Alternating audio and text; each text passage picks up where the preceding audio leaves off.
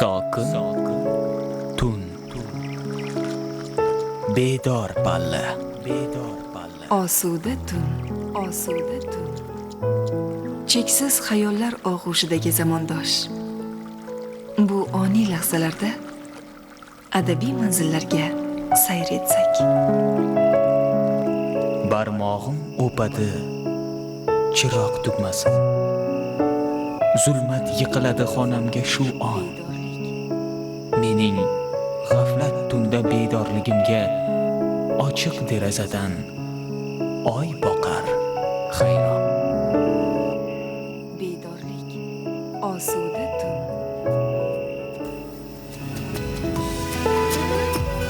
Qadrli adabiyot muxlislari, hozir e'tiboringizga bedorlik turkumidan berilayotgan adabiy eshittirishimizni havola etamiz. Yaqinda O'zbekiston Yozuvchilar uyushmasida O'zbekiston xalq shoiri To'ra Sulaymon tavalludining 90 yilligiga bag'ishlangan adabiy badiiy tadbir bo'lib o'tdi. Jurnalist Zulayho Ahmadjonova bilan hamkorlikda tayyorlangan lavhamiz shu haqda. Ushbu tadbir asosida tayyorlangan eshittirishimizning birinchi qismini o'tgan dasturimizda tinglagan edingiz.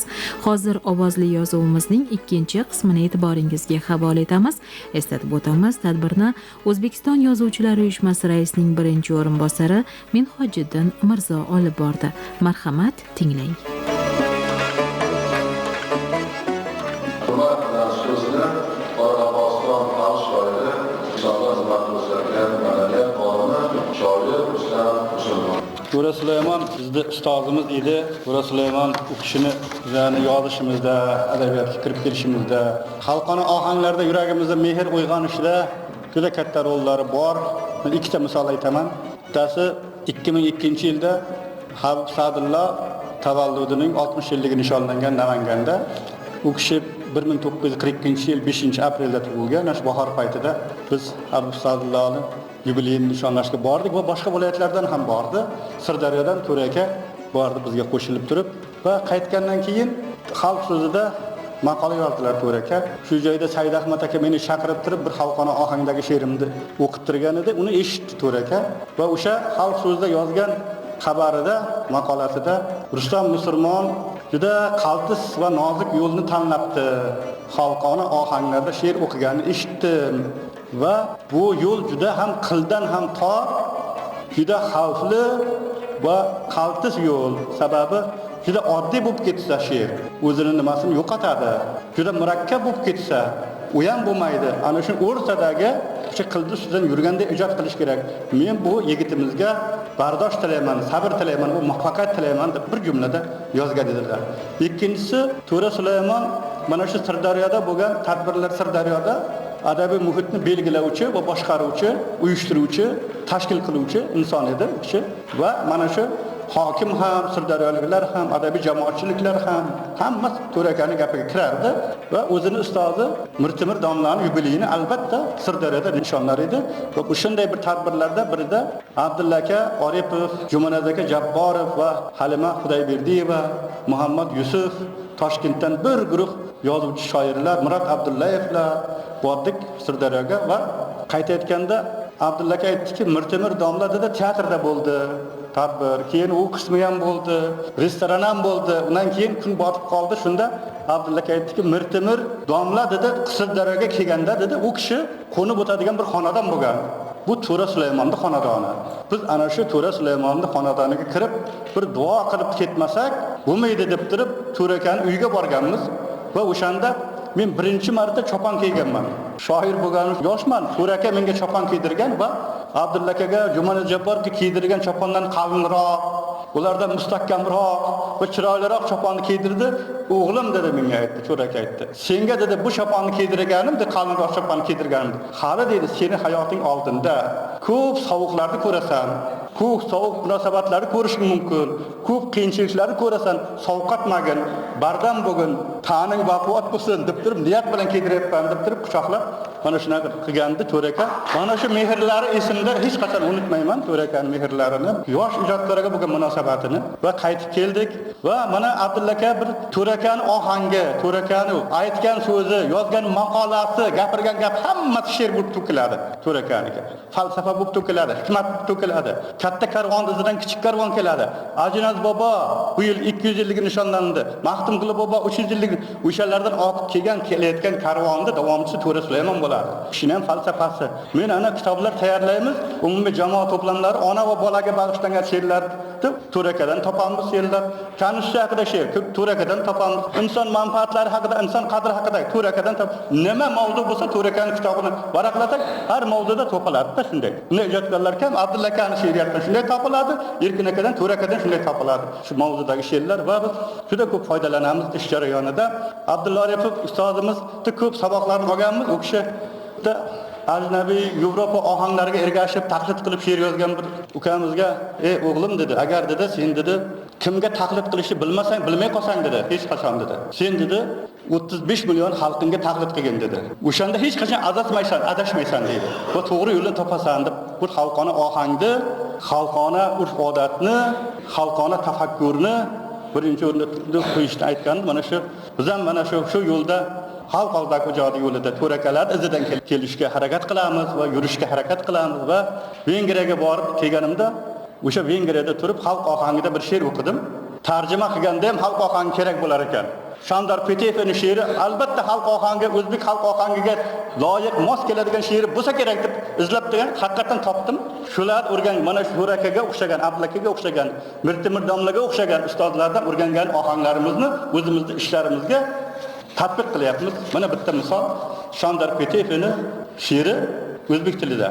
Ajab bo'ldi, uzuk taxtim, sevar yorim, dudog'ingga bodom chaqtim, guncha labdan, gulob uchdim, bo'sangdan mast bo'lib jonim, belin qushdim, o'pish bergin, birov ko'rmas, kelejoni, nikoh bo'lgach, o'pish olmoq emas moni, dudog'ing bir, yanog'ing bir, peshonangga labim tegay, yanog'ingdan kunukkanda samo kuygay, mastman mayin, qo'ling tuttin, yiqilgayman, boshim yo'qdir, bo'samu bu, qo'zamu bu, bilolmasman, hushim yo'qdir, uloqlar cho'ng, olim tog'da, faqat nushi sharob qilgay, uloqmasman, manam banda, sharobing xor harob qilgay, samolarga ko'targaydir, bu qanday kayf, yeri osmon abas bo'lgay, hayolim qayf, izimdan bir gala daydi, ola qanot bulut yilgay, yulduz bulbul yulduz samodan avsh navo kiyga, qanday navo, bolday navo, menga osmonda o't yoqqay, laklak yashin, laklak chaqmoq atrofimda qanot qoqqay, shoshma yurak deyman, yurak ahvolini bo'lgay, bulogoh kim goho baxtu, saodatdan yigit o'lgay. Rahmat etsinlar. To'ra akaning joylari jannatdan bo'lsin, ruhlari shod bo'lsin. Joyiga katta rahmat. Endi men hurmat qilgan so'zni Geologiya fanlari doktori professor Abdulloh Taloqovga beraman. Abu Rayhon Beruniy hikmatlardan bittasida aytgan ekanlarki, qaysi bir avlod o'tmish ajdodlari bilan huda behudaga faxrlansa, ajdod buyukligicha qolaveradi, lekin huda behuda faxrlanayotgan avlod tanazzulga uchraydi degan ekanlar. Yaxshiyamki biz bu borada boshqa xalqlarga o'rnak bo'ladigan xalqmiz. To'ra akani shunchalik ulug' shoir deb aytilmayapti bu yerda. Har bir chiqayotgan ma'ruzachi u kishining buyukligi qayerda ekanligini isbotlab beryapti. Shu ma'noda xalq og'zidagi ijodi ham shunday bir ulug' bizning ma'naviyatimizning parchasi hisoblanadi. Yozma adabiyotda xalq og'zidagi ijodi namunlardan foydalanish folklorizm deyiladi. Bu talabalarimiz buni yaxshi bilishadi. To'ra akani men nazarimda ijodidagi katta bir xizmat o'sha xalq og'zidagi ijodini bizni yoshlarimizga, zamonamizga yana ham yaqinlashtirdilar. Shamol shamolni tebratar, shamol bulutni tebratar, bulut yomg'irni tebratar, yomg'ir tuproqni tebratar, tuproq maysani tebratar, maysa biyani tebratar, biya qirqimizni tebratar, suluv beshikni tebratar, beshik bolani tebratar, bola dunyoni tebratar. Shoir she'rlaridan birida qo'shiqsiz hayot bo'lmas deydiki, u nazarda tutgan qo'shiq xalqona o'lanlar, termalar ruhiyatga, ko'ngilga ta'sir etuvchi o'lmas qo'shiqlardir. Biz shoirning mana bu satrlarini allaqachonlar hofizlardan eshitib ulgurganmiz. Chaman ichida bir gul bir yon, chaman bir yon, sarvi sanobarmidir, soch bir yon, suman bir yon, sahar subhi sodiqda mushk bir yon, mujgon bir yon, tun pardasini tortsagar, oy bir yon, osmon bir yon. To'raki o'sha xalq maqollariga juda ham yaqin keladigan, balkim kelajakda o'zbek xalq maqollarining ichidan joy olishiga arzigulik shunaqa bir chiroyli misralar tuzganlar. Jon kuydirmay jononaga yetmoqlik yo'q deganday, etik yechmay toshqin soydan o'tmoqlik yo'q deganday. Bo'z yamog'i bo'z bilandir, sanam alvondir ayrilmas. Dorulamon kunni zamonasini, oltin beshigini, yer samosini, vatangado kimsaga beminnat makon qayda, yolg'iz otga olamda non qayda, nishon qayda. Qarang, bu misralar haqiqiy bir xalq maqollariga juda bir yaqin turibdi. Xalq o'sha to'rg'ona dostoniga bir chiroyli yor-yorni keltiradilar. Yig'lama qiz, yig'lama, to'y seniki yor-yor, ostonasi oltindan uy seniki yor-yor, hay o'lan jon o'lan, to'y qayda bor yor-yor, bir yaxshiga bir yomon, har qayda bor yor-yor, daryoga tosh otmanglar, botar ketar yor-yor, uzoqqa qiz bermanglar, o'lar ketar yor-yor, uzoqqa qiz berganning rangi sariq yor-yor, ko'zlaridan yosh oqar misli ariq yor-yor, sinamasdan tegganlar o't bosadi yor-yor, ayta bersang hormay o'lan ko'pdir yor-yor. Ustozimiz avvalnimaday bizga birinchi kursdaligimizda yurakginamning taftiga tandir qiziydi, yurakginamning taftiga tandir qiziydi, ko'zginamning yoshiga o'rdak suziydi degan o'sha xalqona ohangdagi o'sha namunalarni aytuvdilar. To'ra akani bu misralari o'shandan hech ham qolishmaydigan. Bu yerdan yoshlar ham bor, o'sha yoshlarga qarata ularning umid ekanligini bildiradigan shunday satrlar yozganlar. Bolajon bag'rimizning butunligi sen bilan, davri davronimizning durkunligi sen bilan, qizg'aldoq faslining ham yaqinligi sen bilan, bolajonimsan, beg'ubor osmonimsan. Bu olam sening kabi beg'ubor bo'lsa edi, har qiliq har damingday betakror bo'lsa edi, musaffo begardligi barqaror bo'lsa edi, yorug' bir jahonimsan, bolajonimsan. Shoir ijodidagi muhim mavzulardan biri umr deb o'ylayman men nazarimda. Men dunyoga nima keldim? Nima uchun keldim? Qayon ketmoqdaman? Bu yo'lovchilikning mazmun mohiyati nima? Menga berilgan bu saymoning nimalarga sarflayapman degan bir savollarni To'ra aka bizga berganda bo'ladi go'yo. Tug'ilish shiddatda tortilgan kamon, o'lim nishonga borib tekkan o'q. Yoki Sharhamjon Rahmatni daraxtning shoxidan uzilgan yaproq yurakni mo'ljalga olib uchayapti degan bir go'zal misralar bor edi. Qarang, To'ra aka umrni qanday bizga eslatyaptilar. Esiz bolalikni qoldirib ortda, umr o'tmoqdadir daryo misoli. Qoldirib qoldirmay iz bu hayotda, umr o'tmoqdadir daryo misoli. Naqshbandi tariqat ustozlaridan birlari Umar Faruq Said al-Jazari hazratlari aytadilarki, inson o'g'li eng ko'p isrof qilayotgan narsa bu umrdir, vaqtdir dedilar. Holbuki bu hayotning har hisobi albatta beriladi. Santimetrgacha beriladi dedilar. Shu ma'noda To'ra aka bizni ogohlantirib shunday dedilar. Behuda o'tgan dam ko'ngil ezilar. Qarang, behuda o'tgan dam ko'ngil ezilar. Umr o'tmoqdadir, umr o'tmoqda. Dostonlarimizda o'sha dam bu damdir, o'zga damni dam dema degan misralarga juda hamohang deb bilaman buni. Moziyu mustaqbal ahvolin takallum aylakam, moziyu mustaqbal ahvolin takallum aylakam. Ne uchun kim dam bu damdir, dam bu damdir, dam bu dam deydilar Hazrat Navoiy. Shoir Sulaymon ham bolalik paytidan qaytarilayotgan, keksalik mo'ralab eshik qoqayotgan bir paytda o'z-o'zimizga jiddiy bir savol berishga chaqiradilar. Diqqat qilinga, bizdan erta kunga nelar qolmoqda? Umr o'tmoqdadir, umr o'tmoqda. Shoirning ijodida muborak zot onaga berilgan ta'rif ham boshqa shoirlarga o'xshamaydi men nazarimda. Nelardandir ko'ngil bo'lib g'ash, nelardandir ko'ngil bo'lib g'ash ham egilib, bu egilmas bosh. Ko'zlarimda qalqib tursa yosh, bu holimga berolmay bardosh. Mushtipar bir onam yig'laydir, qolganlar yolg'on yig'laydir. Qaytar bo'lsam quruq qo'l ovdan, qora qozon qolsa qaynovdan, ham ayrilib o'lja ulovdan, qarzga botar bo'lsam birovdan, taskin berib onam yig'laydir. qolganlari yolg'on yig'laydir. İnson hayoti hech qachon silliq kechmaydi. Unda goh g'am, goh shodlik hukm suradi. Ba'zan tuhmat toshiga nishon bo'lasiz. Ba'zan kutilmagan jabrdiydiga aylanasiz. Bunday mushkul vaziyatlarda siz uchun sidqidildan kuyinib haqqingizga duo qiladigan yagona zot bor, u ona. Birda haqdin, birda nohaqdin, jabr ko'rsam bir betavfiqdin, ortda tursam qalbi xuroqdin, qadrim xarob bo'lsa tuproqdin, ohlar urib onam yig'laydir, qolganlari yolg'on yig'laydir. G'anim bir yon, men bir yon bo'lsam, u ustivor men uryon bo'lsam, bu ham kamday nogiron bo'lsam, og'och otda yonma-yon bo'lsam, oy tutilib onam yig'laydir, qolganlari yolg'on yig'laydir. Nozikroq bir gap aytaman, balki buni adabiyotshnoslarimiz shoirning nasrini, ocherklarini ba'zan men she'riyatdan baland ko'rgim kelyapti. Endi bu yerda ancha narsa yozilganda o'sha kishining esselari, ocherklarini o'qib bunga aniq ishonch hosil qilish mumkin. Til borasidagi bir gaplarni eslatyapman. Buyuk siymolar haqida bitilgan tazkira hamda xotiralarda shunday jumla, shunday gaplarga ko'zim tushadi deyaplar To'ra aka. U o'z davrining ulug' siymalaridan edi. U degani sen degani deyaptilar. Uni chaqirib kel degani ham chaqiriluvchini sensirash bilan barobar. Chaqiruvchi kishi chaqiruvchidan katta bo'lsagina uni aytib kel deyish odobsizlik sanalmaydi. Hatto Manaman degan olimlar o'tgan ulug' kishilarimiz haqida yozgan xotira yoki esdaliklarda yuqorida aytganimizdek, u kishi shunday donishmand edilar deyish o'rniga u shunday donishmand edi deb yozadi. Bir qaraganda bunday gaplarning qanday tuzilib, qanday buzilganiga ko'p ham e'tibor bermaymiz. So'zimning yakunida ustozning o'sha ochiqlardan birida keltirgan bir latifa bilan so'zimni yakunlayman. Ajab emas, kayfiyatimizga bir kayfiyat qo'shilsa. Latifa.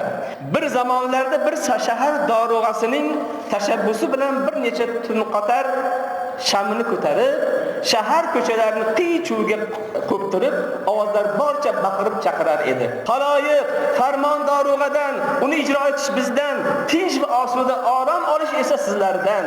Xavf va xatardan darak yo'q, betoqat va bezovta bo'lishga hojat ham yo'q. Sizlarga tinch tun, tinch uyqu, rahmoniy tush. Shu yo'sin tinchgina yotgan shahar ahlining oromini tun bo'yi buzib chiqar ekanlar. Shunga o'xshab tilni urrachilik bilan, quruq shiorlar bilan, farmonlar bilan tozalab, tiniqlashtirib, avvalgi holga keltirib bo'lmaydi. Bu hammamiz tilimizni ko'z qarashimizday asrashimiz, guruchni kurmakdan tozalashdek mashaqqatlik mehnatimiz, igna bilan quduq qazishdek xayrli ishlarimiz bilan amalga oshiradigan ish. Tilni millatning ko'zgusi deydilar. Bu ko'zguni gardi g'uborlardan, changu to'zonlardan soniya sayin tozalay borish har birimizning farzandlik, fuqarolik burchimiz. Chunki til o'zligimizning, o'zga bekligimizning bosh belgisidir. Ruhlari shod bo'lsin. O'zbekistonda xizmat ko'rsatgan jurnalist Alloh she'rni sizlarchalik barkamol tushuntirib ta'liqlolmayman. Men haligi prozaga odamman. Shuning uchun men To'ragani so'nggi yillarda undan olish paytidagi narsani aytmoqchiman. Ichqorolikda aytmoqchiman. Bizda yozuvchilar uyushmamiz raisi aytdi, xalqlarga mabodo so'z o'qisa dedi, chiroyli gapiring dedi. Maqtab gapiring dedi. Xo'p deb o'zi sharmaydi hech qachon gapirmaslik. Xullas qaram, To'raga bilan biz 30 yil birga ishlaganmiz. Yaxshi yomon kunlarda birga bo'lganmiz. Eng qizig'i 60 yoshda uni O'zbekiston xalq shoiri unvoniga tavsiya qilishdi. To'ragani 65 yoshda ham nima qilishdi-da, tavsiya qilishdi. Endi bir alamoladigan narsa borki, To'ragani yubiley yaqinlashgan paytda bizning janob o'g'illar g'imirlab qolishyapti. Ketma-ket prezident apparatiga, vazir mahkamasiga, yozuvchilar uyushmasiga qanaqangi hujjat tashkilot bo'lsa, barchasiga imzo qo'yilgan va qo'yilmagan nomalar jo'dilar. Nomalar deyib, maqtib demay, xullas qalam har safar o'tirib, endi men tasalli berish bo'yicha, yupatish bo'yicha 3 marta jahon chempioni bo'lganman, 2 marta Olimpiada chempioni bo'lganman. Biroda ishlayapmaydi. Nima yo'q deydi. Chempionlik yo'q deydi. Xullas qalam To'ragani yaxshi gapirib, quchoqlab, achchiqlab, xudo xohlasa 65 yoshingizni olamiz dedik-da. Shunday keldi, yolg'onchi dedi, mana qapqar burdi she'rlarida. Mana yana yozibdi dedi.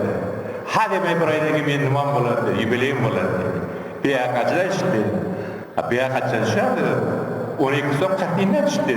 Nima 12 so'm qatiydan dedi? O'sha meni g'amanni arqiydi. Katta ovqatlanamiz men hisoblanadi.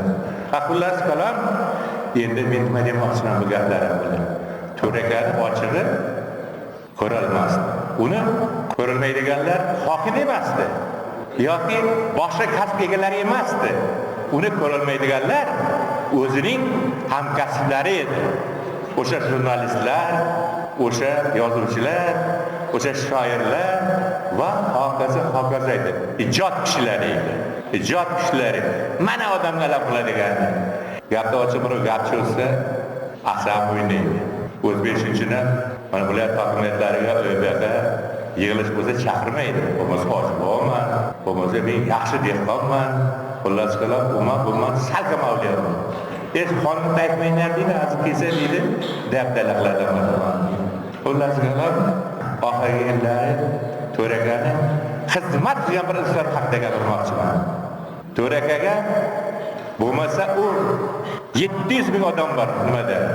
Sirdaryoda.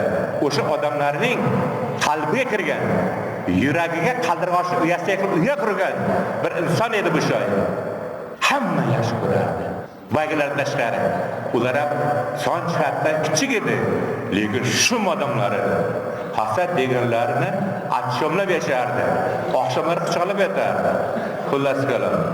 Mana qilgan odam bu odam hozir biroz toblari yo'q. Bu unvonda berishda Qamishdan bel boylab xizmat qilgan ayol bor. Senator Hayotxon Ortiqboyeva deydi bu insonni. Ana shu odam bilan ayol bilan gaplashdik. Men ustozim bo'ladi ham, opa dedim. Bir boshqa bir o'lim dedim. Bu odam dedim, viloyat hokimi dedim, adabiyot ko'p yaxshi tushunmaydi dedim. Biz unga yuratish berishimiz kerak dedim. Xullas kalom, men ssenariy tuzdim, nima deyish haqida. Bu odam qattiq qo'l odam edi. Tili zahar edi. So'kinib gapirardi. Lekin yaxshi tomonlari ham bor edi. Siz debdi, agar shu insonni To'ra Sulaymonga xalq shoiri degan unvondan bersangiz, uni To'ra Sulaymon olmaydi debdi. Kim oladi bu debdi? U sizni qo'l sizga taqlid debdi. U sizniki bo'ladi debdi. Butun O'zbekiston sizni maqtaydi debdi. Yo'q debdi. Turib mal biradagi sigaret cheki yo'q barvaqtda o'zi kirishaymi debdi. Hayotxon debdi. Kirishmasangiz bo'lmaydi debdi. Men pastda o'tiribman, ular hokimiyatida idarasining pastida. Ikkinchi marta borganimizda Hayotxon opa, Oyisa opa yuzlari yaxshilab keldi. Oyday balqib keldi. Ha dedim, ish bo'ldi dedi. Bu odamni toshi og'ir dedi. Toshkentda har qanday idoraga gapi o'tadi dedi. U bo'ldi, bu bo'ldi. To'ras aka O'zbekiston xalq shoir unvonini oldi. Bundan bitta sitrali emas, Muhojir aka. Butun O'zbekiston xursand bo'ldi. Butun O'zbekiston to'g'ri berildi bunga. Bu odam allaqachon olish kerak degan gaplarni aytdi. Ana endi men oxirgi gapim shuki, To'ra Sulaymon o'tganlariga 19 yil bo'ldi. Qani butun O'zbekiston mana uni 90-yilligini nishonlayapti. Endi men aytib qo'yibdi gapni, qani usta yozgan odamlar, qani ig'vorlagan odamlar, qani uni hayot g'ildiragiga tushib chiqqan odamlar, qayerdasiz? Ha, yo'q ular. Tarix sahifasidan kerak bo'lsa, adabiyot sahifasidan, insoniylik sahifasidan o'chib ketdi. To'raga, Muhojirga to'g'ri aytdingiz boya. Bu odam adabiyot tirik ekan, o'zbek tirik ekan. Bu odam she'rlarida, farzandlarida, nevaralarida, chevralarning hayotida, ularning qalblarida, ko'zlarining qorachiqlarida butun yurtda yashaydi. Bu yerda To'rakaman birga ishlagan mana Parvarjon, mana shoir do'stlarimiz, Ektor Shafqatli, Alisher Nur degan bir og'iz birodarlarga bersangiz, o'zlarining ko'ngil dardlarini, yuraklardagi to'lqinlarni bir mund aytib bo'lsa, tilla o'ziga qo'yilgan yoqut ko'z bo'lardi. Bu yerda birorta bir inson yo'qki, Sulaymon haqida, uning ijodi haqida, qo'shiqlarida, uning qalbiga, ruhiyatiga ta'siri haqida to'lib toshib so'zlaydigan birorta bir inson yo'q. To'g'risi, hozir qaraplashib, man Usmon opamga so'z bermoqchi edim, lekin akamiz shunday bir chiroyli gapirdiki, shu bir daqiqada o'sha yuzinglarni, o'sha ko'zlarni qilib chiqishdi. Man nega bu yerda hech qanday hurmatsizlik bo'lishi mumkin? Ravshan akamiz chaqiruvda bir marta dedim, shuncha Sirdaryodan mehmon kelibdi. Baribir ozgina vaqt ketsa ham menga aytib turing dedim, yozib oling dedim. Bir esa sifatida, hurmat sifatida shu nomlarni o'qiydilimda bir 15 ga kelganda qarasam yana 30 ta bor edi. Sizlarga bo'lgan hurmatimiz, mehrimiz sifatida bir qabulimiz bor. Qadrdonlar, Sirdaryoda To'ra Sulaymonning 90 yiliga bag'ishlab o'tgan tadbirda juda ham zo'r nom berishdi-da. Quyoshga intilgan shoir degan ekan. To'ra Sulaymon haqiqatan ham quyosh desa bo'ladigan shoirdilar-da. To'ra akani biz endi uzoq yillar yonida yurish, suhbatdosh bo'lish, bir gap jo'ra boshimiz edi, yonida yurish nasib qildi, bu katta baxt. To'ra aka Sirdaryoni shunday vujudi bilan yaxshi ko'rardiki, Toshkentga rosa chaqirishgan kelmagan. Toshkentda uylari ham bor edi. Rosa chaqirishgan, doimiy ravishda, lekin Gulistonda Sirdaryoni Toshkentga almashmadilar-da. Lekin Toshkentni Gulistonga ko'chirdilar. Mana 60 yilligida Ahmadjon aka aytdi, uzoqdan turib ko'rishga imkoniyat bo'lmadi. Shu qadar Toshkent ko'chib borgan edi. Mana kecha 90 yilligida ham ana Toshkent ko'chib bordik-ku. Ko'rdik hammamiz. Bu To'ra akani muzeyi bo'lgan joyda mehmon bo'lmagan shoir yozuvchini o'zi qolmagan. San'atkor o'zi qolmagan. Hammasi o'sha joyda Toshkent bilan To'ra akani uyida bir majoziy bir ko'prik paydo bo'lganlar-da, hamma o'sha yerda edi. Bilasizlarmi? Shuning uchun To'ra aka bu Toshkentni Gulistonga ko'chirgan shoir desak ham to'g'ri bo'ladi. Bir odam haqida aytmasam, ko'p joyda aytilmayapti, bu noinsoflik bo'lardi. To'ra akani uyida har doim 24 soat eshik ochiq. Mehmonni eng ulug' azizlaydigan xonadon bo'lgan. Bu uyda 24 soat qozon qaynagan. 24 soat mehmon kutilgan dasturxon to'kin sochi shunaqa bir nurli joy bo'lgan-da. Mana shu nurni kim bergan? Uni To'ra akamning rafiqalari Zamira begim yaratganlar. To'ra aka davlatning bir ishlarida, ishxonasida ishlab qoyil qilmagan insonni. Bu ijodni odami edi-da. To'ra akani mana shunaqa ijod qilishiga, erkak shoir bo'lib yashashida o'sha onajonimizning xizmatlari juda katta bo'lganda, ayollar agar ego bo'lib eriga ro'zg'orda sovuzi kam, bunisi kam deb egolayversa, ehtimol To'ra aka bunaqa shoir bo'lmasdilar. Oiladagi hamma mas'uliyatni bo'yniga olib, butun jonini fido qilgan ayolda agar vafo, sadoqat, ibo haqida kim she'r yozaman, doston yozaman desa, mana To'ra akaning rafiqasi haqida yoz. Haqiqatan bu ajoyib dunyoga mashhur asar bo'lardilar-da. Toshkentga kirib kelishda Zangiota degan ziyoratgoh bor. Hammamiz bilamiz. Zangiota degan ziyoratgoh. Mana shu Zangiotaning rafiqalari Anbarona haqida yonida yotibdi, o'sha qabristonda yotibdi. U ham ziyoratgoh. Zangiotaga borgan hamma Anbaronani ham ziyorat qilib chiqadilar-da. Men o'zimcha izlanib ko'rdimda, nima uchun bu onani hamma ziyorat qiladi? Bitta manba topdim. Saraton, quyosh issiq. Hali Anbar onamiz nima qilar ekan? Ko'chaga suv qo'yib quyoshga. Jazirama issiqda suv sasa o'sha suvdan ichar ekan. So'rashibdi, siz nimaga bunaqa qilasiz? Salqin joyda suvni qo'yib, siz issiqda bunaqa qaynoq suv ichmasdan yaxna suvni ichsangiz bo'ladi-ku desa, meni turmush o'rtog'im Zangiotangiz cho'ponlik qilib tog' tashda mana shunaqa iliq suvni ichib yuribdi. Men agar salqin suvni ichsam, bu unga nisbatan hurmatsizlik bo'lmaydimi degan ekan. Qarayapsizmi? Mana shu Zamira onamiz ham Anbaronada mutlaqo kam emas. Ko'p bo'lsa ko'pdir. Agar menga qolsa, mana To'ra akani haykalini o'rnatishdi, To'ra akani yoniga Zamira onamiz ham haykalni qo'ygan bo'lardim. Menda ixtiyor bo'lganda. Zamira onamiz shoir emasdir, lekin shoirdan kam xizmat qilmagan. To'ra akani juda ko'p she'rlarni yaratilishida umuman xizmati juda katta bo'lganlarda. To'ra akani quyoshga o'xshatdik, mana oilasi haqida gapirdik. Men farzandlari haqida ham ikki og'iz gapirmasam adolatdan bo'lmas. Men farzandlarida mana Yulduzda, Mirza, Hamidjon o'tiribdi bu yerda. Hammalarda To'ra akadagi donishmandlikni ko'raman-da. To'ra akadagi kamtarlikni, odamiylikni ko'raman. Mana Toshkentda yuribmiz hozir, juda ko'p shoir, yozuvchi, mashhur, dunyoga mashhur shoirlar orqasida qilgan farzandlaridagi bunaqa oqibatni ko'rish qiyin. Mana shular haqida agar asarlar yaratib, ijodkorning farzandi qanday bo'lish kerakligini namuna qilib ko'rsatsa bo'ladigan farzandlar bo'yiga ketyapti-da. Ilohim umrlaringiz uzoq bo'lsin. To'rt aka Sirdaryoni butun O'zbekistonning faxrimiz.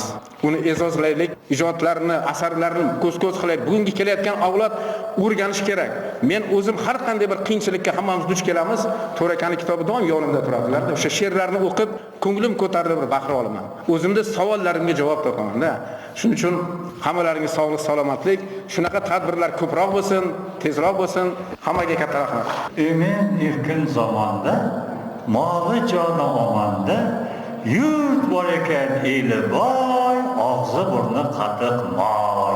Ulug'i to'rda ekan, kengashi qurda ekan, xulosali yurt ekan, murosali yurt ekan.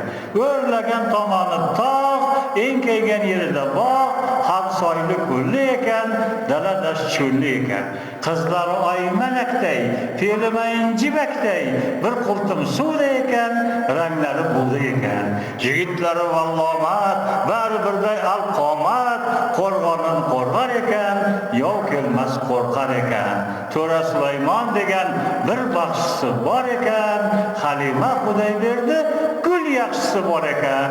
Bo'z kiymagan el ekan, ko'z tegmagan el ekan. Haqiqatan ham Sirdaryo ko'z tegmagan el. To'raka sayxonni chiqargan paytda men aytdim, shunday ulug' shoir nega kitobga bunaqa kichkina nom qo'ydi? Sayxonlik degan, sayxon katta joy-ku dedim-da. Shunda To'raka aytdi, Allohning kaftichi dedi. Ana shunda yozgan she'r. Kimlar o'tdi? Kimlar o'tdi bu sayxondan tuyada? Kimlar o'tdi yalang'oyoq piyoda? Kimlar miskin, kimlar umri ziyoda? Bilsa yolg'iz xolis Alloh biladi, bilsa savob ila gunoh biladi. Ba'zan tiniq, ba'zan loyqa oqdi suv, qo'nim topdi qancha to'g'ri, qancha quv. Kimlar kelib tikmadilar chodir to'q, ostonasin supurganlar biladi, tuzlig'iga tupurganlar biladi. Iskandarday xoqonlardan so'raymi, jangu jadal so'ronlardan so'raymi, yo to'rasi Sulaymondan so'raymi? Bilsa qo'li ochiq ketgan biladi, bilsa qo'riq ochib ketgan biladi. Men bilganim tarozida palla bor, har bir boshda bir kafanlik salla bor, toki azon birla aytar alla bor. Ko'kayingni kuydirgan or biladi, ulan to'shak vatani bor biladi. Asli hayot shodmonlikdan iborat. Qilar bo'lsang ezgulikka ibodat, iymondandir ko'ngil qurgan imorat. Shu ko'ngilga qaraganing qoladi, yurt koriga yaraganing qoladi. 1993-yilda adashmasam, To'ra Sulaymon men yashagan Mehnatobod tumaniga boradilar-da. Shunda dadam bilan uchrashadilar. Atrofdagilar mana bu kishi Juman Bulbulni chevarasi deb tanishtirgandan keyin To'ra Sulaymon dadamga qarab, bironta farzandingiz ijod qiladimi, baxshilikdan bormi deb savol beradi-da.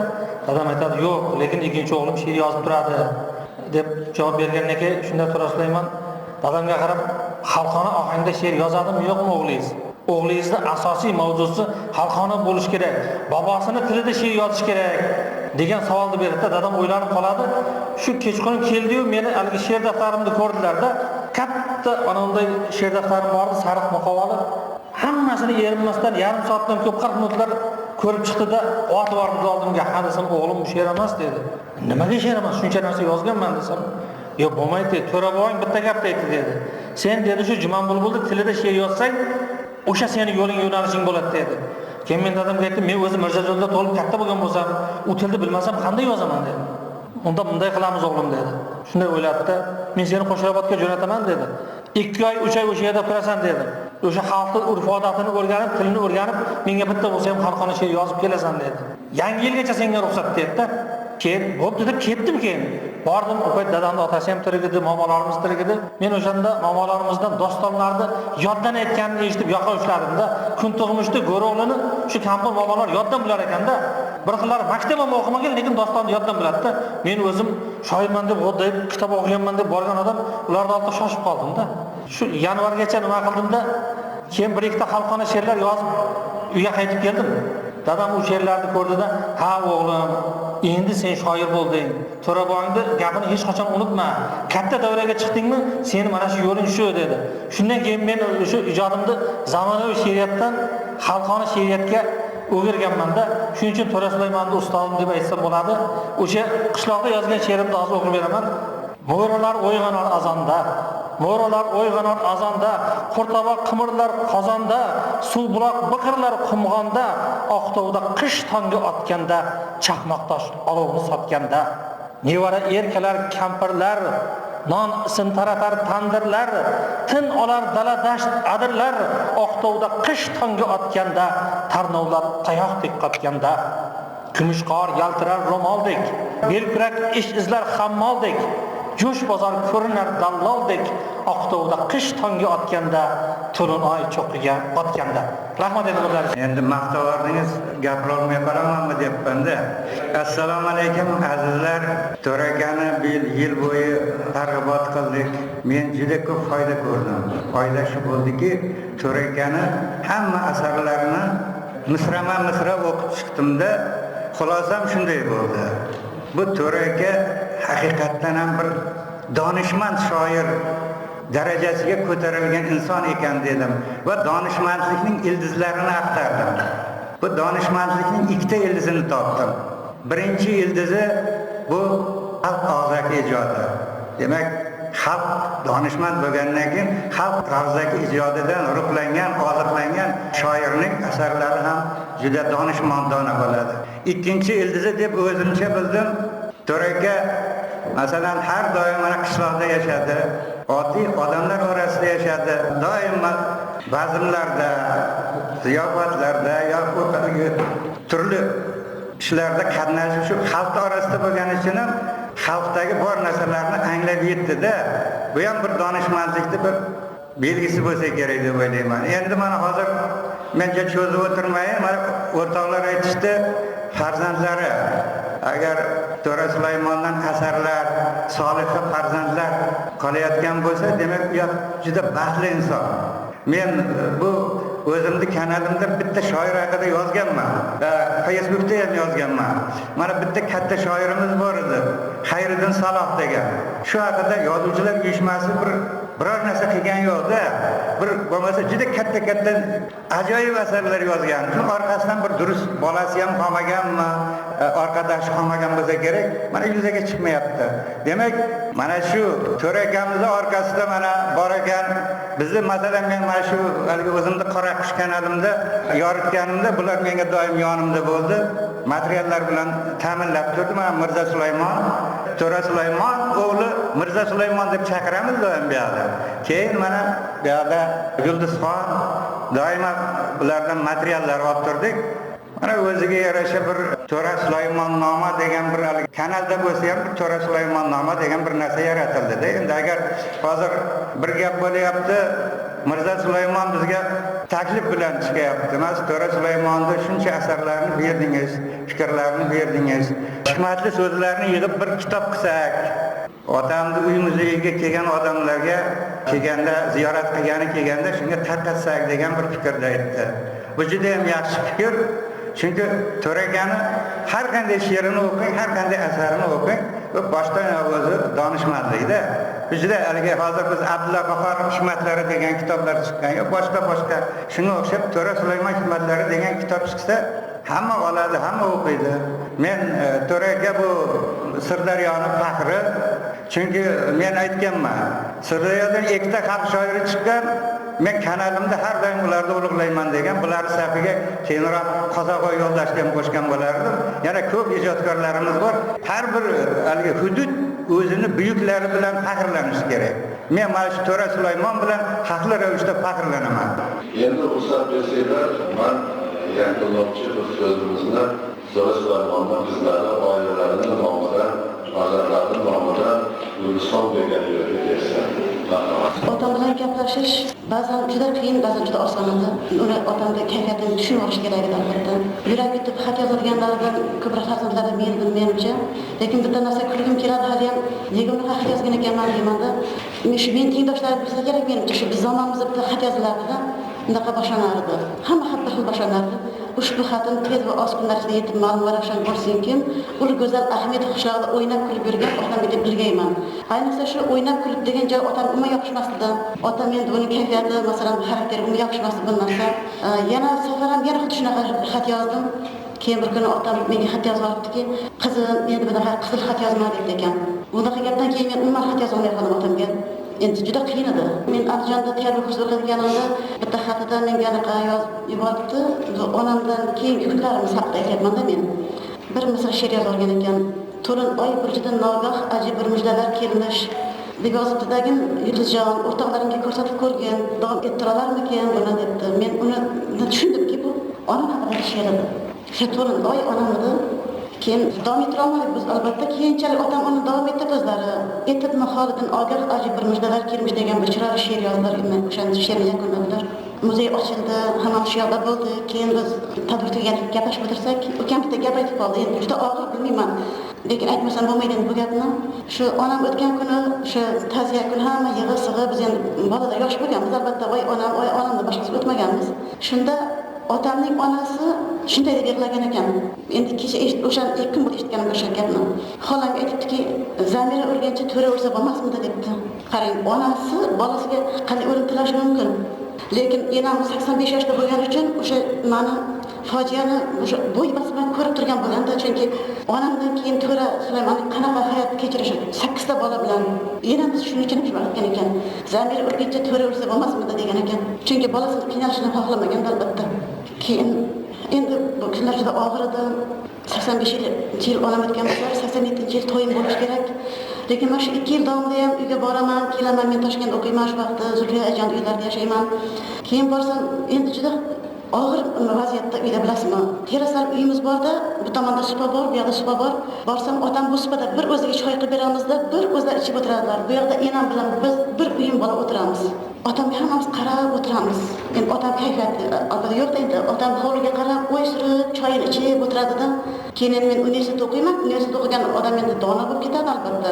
Juda aqlim oshib ketganda. Unda universitetda pessimist, optimist degan nimalar o'rgatishadi bizga axir.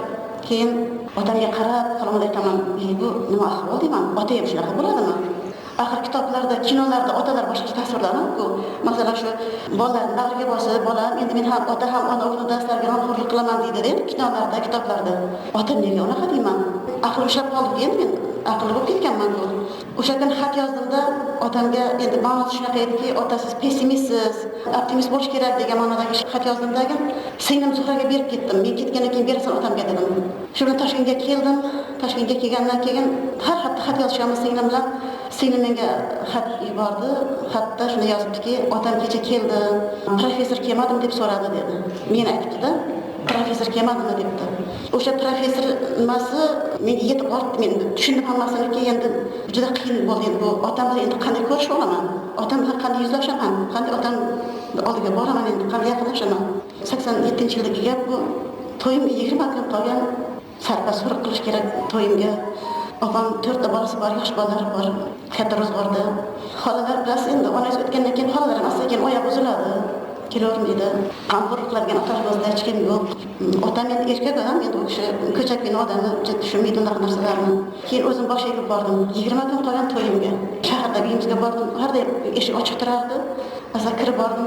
Otam o'sha kayfiyatda boyagida kel deb bir og'iz. Oldiga indamay o'tirdim. Gaplashmayapmiz ekanmiz. Og'ir aytdim. Otam menga ozgina pul kerak edi, shu sarpa qilmoqchi edim dedim. Keyin otam bilasizmi? Qaltirib qoldi otam. Tushuntiribsizlar bularni. Qani bu yoqqa qizim dedi, ichkari xonaga kirdikda, tortmasini ochyapti. Bir 5-6 pachka pul bor ekanda.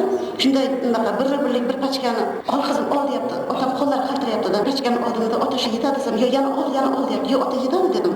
Keyin ana shu 100 rubl bilan xullas kelib Chorsudan o'zimga bir narsa olganman xullas qilib. O'sha o'zim sarpamni o'zim qilgan edim. Keyin lekin shu men uzalgandan keyin otam avvalcha ko'p bormagan, bilasiz endi shu qishloqdan chiqib ketgan, lekin shu men tufayli otam Baxmalga yana yaqinlashdi-da, shu qarindoshlarga boradigan bo'ldi. Qaynotamlar bilan juda ham soz kelardi, suhbatlari juda ham yaxshi kelardi. Keyin bilasizmi shu otam o'tganlardan keyin 2-yiliga, bu yiliga 2006-yil qaynotam o'tdilarda, men o'sha kuni bir tush ko'rdim. Qarang, otam qaynotam o'tadigan kunlari tong sahat tush ko'ribman-da. Otam qaynotamni cheraga mindirib, qolgan qor bor ekan yerda, shuni o'tib ketdi-da, zulmatga kirib ketdi-da, orqalaridan qarab ketyapti ekan desam, bilasizmi, shu bir biz bolaligimizdagi to'ylar manzarasi bor-ku, qorong'ida bo'lardi. Beshik lampalar yonib, bir charog'on bir maskan ko'rinardi. Qishloqlar to'y bo'lardi-ku. Shunaqa bir juda ham yorug' joyga o'tib ketdi-da, keyin bular ketdi desam, odamda kimdir paydo bo'ldi, aytdi, To'rakamni qishlog'i dedi. To'rakaga juda katta qishloq quribdi ekan dedi-da.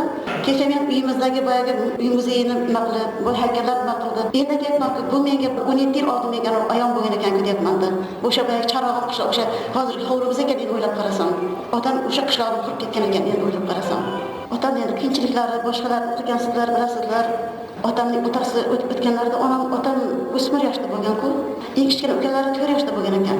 Shu enam aytib berardilar, rahmatli enam mukarraminamiz.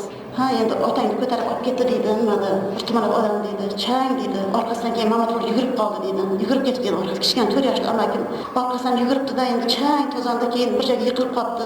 Ular ketgan endi qabristonga olib ketgan katta otamizni. Mamatxo'ja yig'lab ketdi uyga. Har kun yig'larmish, izillab yig'laydimish, izillab yig'larmish. Endi bir kuni enam aytibdi, "Qiz jibam qo'ydim, nima deysan?" deb desa, "Otamdan ochqadim" debdi-da. Endi bu 4 yoshli bola ochqaganlikni, sog'inganlikni tushunmaganda o'sha bag'ri o'rtab ketgan-ku. U ochqadim deb o'ylaganda otasini juda sog'inib ketgan. Shu otasidan ochqasham yomon bo'larkan, biz otamizdan juda ochqadik. Endi juda gapim ko'p, endi hozir dovdirab ham qoldim to'g'risi. Lekin men Muhammad akaga rahmat aytmoqchiman alohida. Shu 1 yil davomida shu Mirzo aka menga ulab qo'yganida shu kanalingizni har kuni shu o'zlaricha bular to'g'risida yig'ib e'lon qildilar. Har kuni otam haqida ma'lumotlar beradilar, xotiralarini beradilar, kinoda so'zlarini beradilar. Juda maza qilib bordik, kuzatib bordik. Ravshan aka Muhammadga juda katta rahmat, juda tadbirlar o'tkazib berdingiz. Va bu yerda hammasi biz aka-uka deb otamning aka-ukalar hisoblayman sizlarni. Chunki sizlar tasavvur ham qilolmayman. Hovlimizda doim sizlar bo'lgansizlar. Mana bu shoir opalarimiz doim bizga bo'lgan. Avval aytgan men bularni otamning shogirdlarimiz, ammalarim deb o'ylaganman-da bularni. Chunki qarindoshimiz bo'lsa kerak deb o'ylaganman. Chunki doim kelishardi biznikiga. Shunaqa biz ammalarim bor maqtanib yurardim.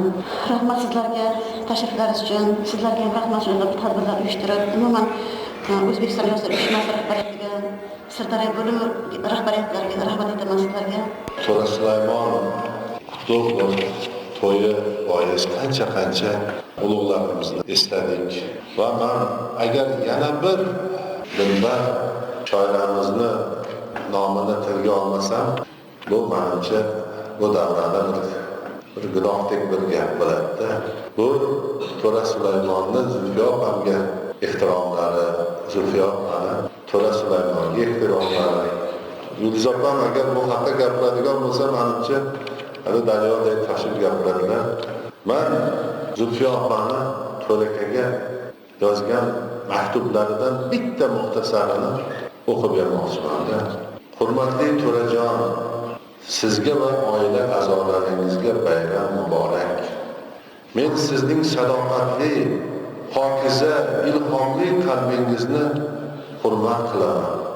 Men sizning negadir hamon tanada qolib kelayotgan o'z negizini xalq qalbidan, tabiat bag'ridan va sizning jo'shqin qalbingizdan oladigan, shulardan yaraladigan ijodingizni hech kimning qalamiga o'xshamaydigan qalamingizni hurmat qilaman va yaxshi ko'raman.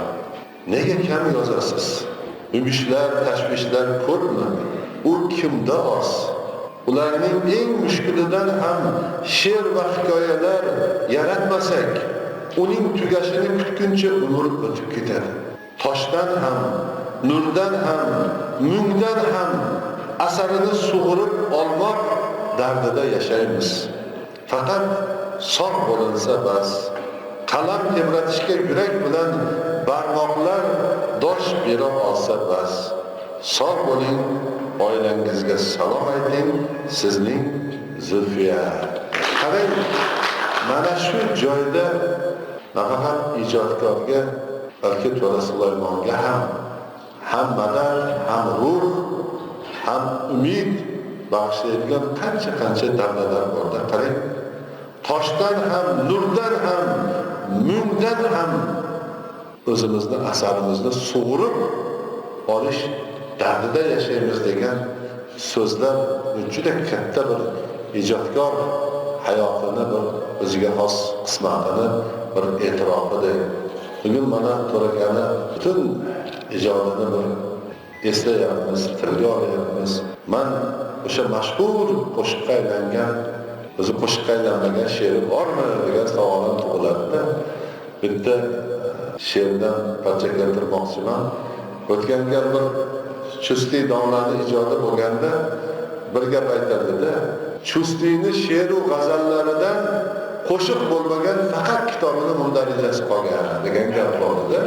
Xuddi shu gapda men o'ylayman, To'ra Sulaymonga ham bemalol dedik aytsa bo'lardi. Sen paydo bo'lgan bog'da zot bo'lmas, xazon bo'lmas. Bulbullar navosida dard bo'lmas, nolon bo'lmas. Oshiq holi tang bo'lib, ko'ksida armon bo'lmas. Yo'lchivindek sarg'ayib, rang ro'yi somon bo'lmas. Chilla chog'i qishda ham, bir o'ng emas tushda ham bosgan izlaringda bo'ston yaratmish. Jonimiz bu diyorga ko'z qoshday tutash asli. Tog' toshlari bilan nomimiz uyqash asli. Dasturxon xirmon gapmi, o'rtada quyosh asli. Bunda birning baxtiga barcha tilakdosh asli. Suyukligim eldoshim, otaday otadosh vatandoshim, shu ona tuproqda shodon yaratmishdi. Mana shu she'rlarni o'zida ham bir butun boshli shoirni qalbini, ruhini, hayotini, e'tiqodini, iymonini biz mana shu she'rlarda ham bir anglab turamiz. Bugun mana Hayriddin Salohni esladi ustozlar. Albatta Xudo xolasa qancha hali shoir adiblarimizdan oldida burchligimiz, hali qarzlarimiz bor. To'ra Sulaymon bilan birgalikda To'ra Sulaymonni umr yo'ldoshlari onaxonimizni bir katta hurmat bilan tilga oldik. Umuman bugun har bitta bir mehrdan so'zladi, muhabbatdan so'zladi, ezgulikdan so'zladi. Men o'ylaymanki, To'ra Sulaymonni she'rlari kirgan qalb, yurak o'zi mana shunaqa so'zlaydi.